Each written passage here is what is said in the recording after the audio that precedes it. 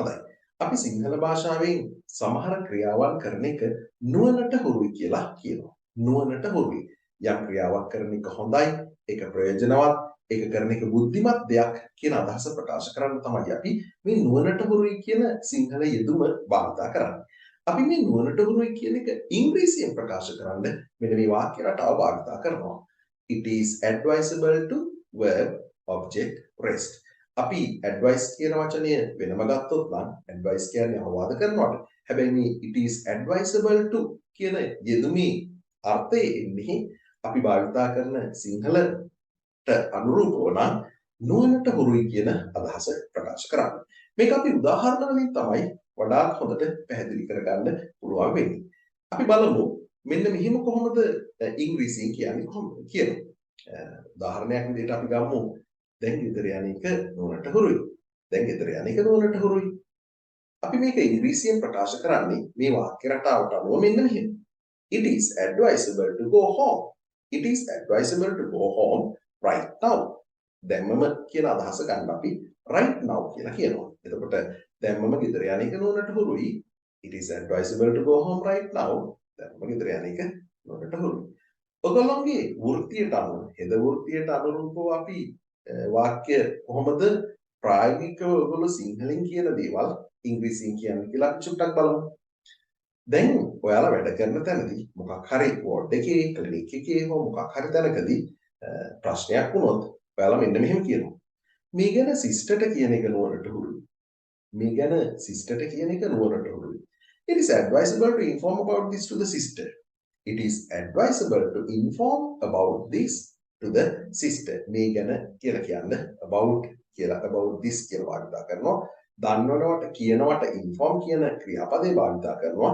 එතකොට අපි වාක්‍ය නිර්මාණය කරනවා මේ අපි කලින් ඉගෙන ගත්ත වාක්‍ය රටාවට අනුව it is advisable to inform about this to the sister. පැහැදිලිනේ නේද? හරි. අපි සමහර ලෙඩෙක් සම්බන්ධව මෙන්න මේ විදිහට කියනවා. මේ අපි කන්සල්ටන්ට්ගෙන් ඔපිනියන් එකක් ගන්න එක නුවණට හුරුයි. මේ ලෙඩා ගැන කන්සල්ටන්ට්ගෙන් ඔපිනියන් එකක් ගන්න එක නුවණට හුරුයි. අදහසක් ගන්න එක නුවණට හුරුයි. නේද? විශේෂඥ වෛද්‍යවරයාගේ අදහස් විමසන එක නුවණට හුරුයි. ඔයගොල්ලෝ ප්‍රායෝගිකව කියන වාක්‍යයක්. It is advisable to have an opinion of the consultant about this patient. මේක ලස්සනට ගලපන්න පුළුවන්. It is advisable to have an opinion. අදහසක් ගන්න එක. It is advisable to have an opinion of the consultant. consultantගෙන් opinion එකක් ගන්න එක. About this patient. මේ ලෙඩා ගැන. ඔය විදිහට අපිට භාවිත කරන්න පුළුවන්. නේද? ඊළඟට තවත් අවස්ථාවකදී හදිසි ලෙඩෙක් ගිනාම ඔයගොල්ලෝ ඒ ලෙඩා ගැන පරීක්ෂා කරපුවාම ECG එකක් එහෙම ගන්නවා. හැබැයි මේ ECG එක අරගෙන අපි මෙන්න මෙහෙම කියනවා. පැයකින් විතර තව ECG එකක් බලන එක නුවණට හුරුයි. ගොඩක් අමාරු නැත්තම් ලෙඩා සම්බන්ධව ඔය වගේ ප්‍රකාශනයක් කරනවා. එතකොට අපි කොහොමද කියන්නේ පැයකින් විතර පස්සේ repeat ECG එකක් බලන එක නුවණට හුරුයි. මේ විදිහට භාවිත කරනවා.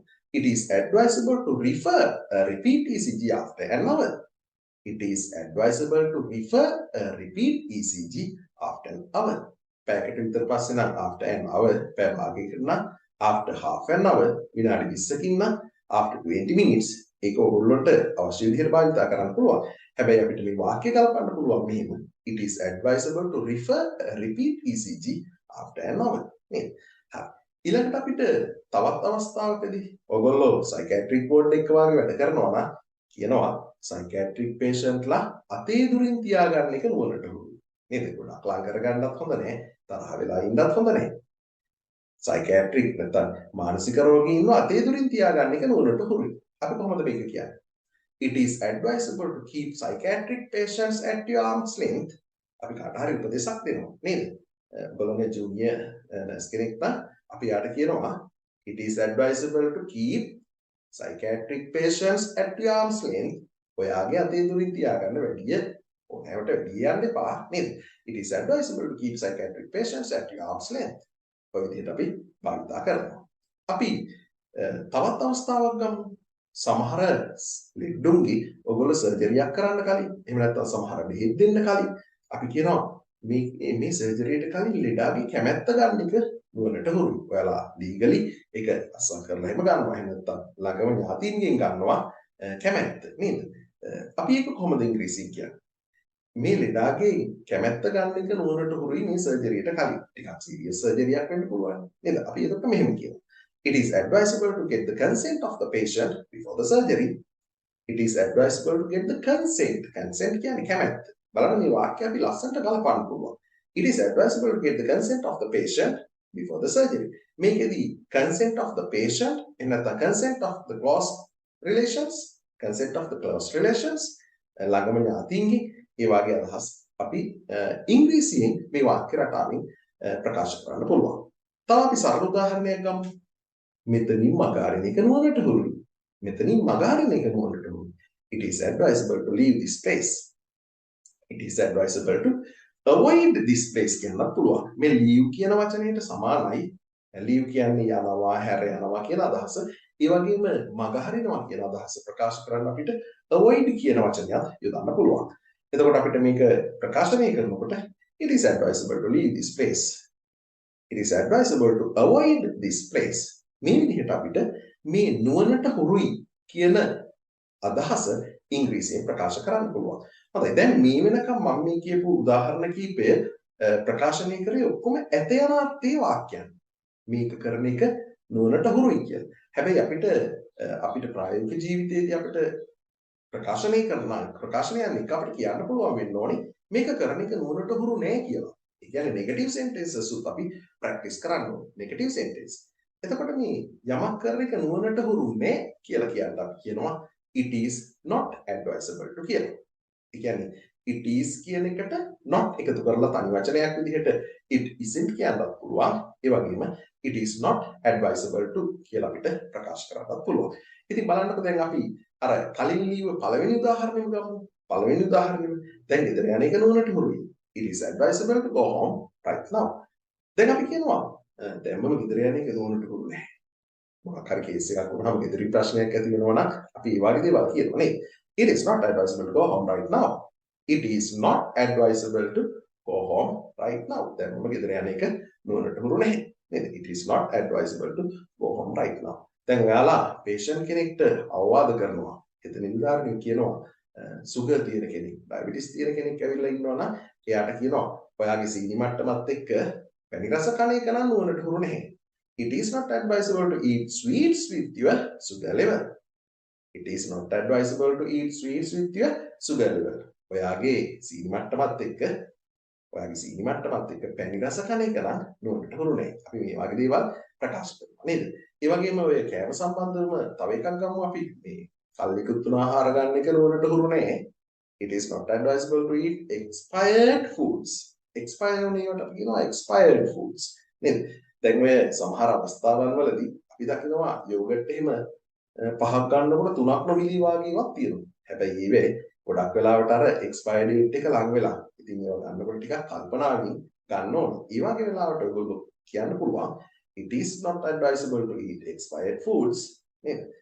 expired වෙච්ච ඒවා කන එක නොරට හුරු නැහැ. තව එකක් ගමු අපි. මේ පාරේ රැ වෙලා ඉඳින එක නුවණට හුරු නැහැ. මේ පාරේ රැ වෙලා යන එක නුවණට හුරු නැහැ. It isn't advisable to walk on this way at night. It isn't advisable to walk. ඇවිදිනවට walk කියනවා. It isn't advisable to walk on this way at night. මේ පාරේ රැයට ඇවිදින එක නම් නුවණට හුරු නැහැ. අපි මේ විදිහට කියනවා නේද? Walk at night after 9 ඒ වගේ අපිට ප්‍රකාශ කරන්න පුළුවන්. ඊළඟට අපි තව එකක් ගමු. දැන් ඔයාලා හෙඩින් ඩිස්චාර්ජ් කරනකොට කැනියුලා එක එහෙම ගලවනවා. හැබැයි patient උදේ ඩිස්චාර්ජ් කරනවා. එයා ගෙදර යන්නේ හවස නම් ඔයා කියනවා මේ ලෙඩාගේ කැනියුලා එක දැන්මම ගලවන එක නුවණට හුරු නැහැ. අපි තව බෙහෙත් එකක් දෙන්න තියෙනවා නම් ඒකත් දීලාම ගලවමු. වාගේ අදහසක් නේද? මෙයාගේ කැනියුලා එක දැන්මම ගලවන එක නුවණට හුරු නැහැ. It isn't advisable to remove the cannula of this patient. මේ ලෙඩා කැනියුලා එක දැම්මම නම් right now කියලා දාන්න පුළුවන්. It isn't advisable to remove the cannula of this patient right now. දැම්මම මේ ලෙඩාගේ කැනියුලා එක ගලවන එක නුවණට හුරු නැහැ. ඔන්න ඔය වගේ කියනවා නේද? තව අර psychiatric patient ලා සම්බන්ධවත් අපි ගමු තව එකක්. කියනවා මේ psychiatric patient ලාත් එක්ක විහිළු කරන එක නුවණට හුරු නැහැ. It isn't advisable to joke with psychiatric patients. It isn't advisable to joke. නැත්නම් playful කියලා කියන්න පුළුවන් අපිට. It isn't advisable to play fool with psychiatric patients. It isn't advisable to joke with psychiatric patients. නේද? ඒ වගේ අපිට සාමාන්‍යයෙන් ගොල්ලන්ට දැන් මේ වෘත්තියට අනුව නිලධාරීනියන්ගේ වෘත්තියට අනුව ඔය වගේ වාක්‍ය ගොඩාක් මම මේ කියපු ඒවාට අමතරව ගොඩාක් දේවල් ගන්න පුළුවන් නේ. තව එකකින් අපි මේ කතාව අවසන් කරමු. අපි කියනවා මෙහෙම. එයාට මේ ගැන කියන එක නුවණට හුරු නෑ. It isn't advisable to tell about this to him. මේ ගැන එයාට කියන එක නම් නුවණට හුරු නෑ. ඒක ප්‍රශ්නයක් වෙන්න පුළුවන්. It isn't advisable to tell about this to him. ඔහුට මේ ගැන කියන එක නුවණට හුරු නෑ. හොඳයි. ඉතින් අපි මේ වගේ වාක්‍ය රටා 100ක් පමණ සමග මේ වගේ වාක්‍ය රටා 100ක් පමණ සමග හෙද නිලධාරීන්ගේ ඉංග්‍රීසි පාඨමාලාව ආරම්භ වෙනවා. ඉතින් ඉංග්‍රීසි මුල ඉඳලා ක්‍රමානුකූලව ඉගෙන ගන්න පුළුවන් අයට ආරාධනා කරනවා Nurses English course එකත් එක්ක එකතු වෙන්න. ඔයගොල්ලන්ගේ ඉංග්‍රීසි ප්‍රායෝගිකව භාවිතා කරන්න IELTS හෝ තවත් ඕනෑම විභාගයකට ඔයගොල්ලන්ට අවශ්‍ය ඉංග්‍රීසි ක්‍රමයකට ක්‍රමානුකූලව හරියට ඉගෙනගෙන ඒ අවශ්‍යතාවය සපුර ගන්න එකතු වෙන්න අපිත් එක්ක. That's enough for today. We will meet next day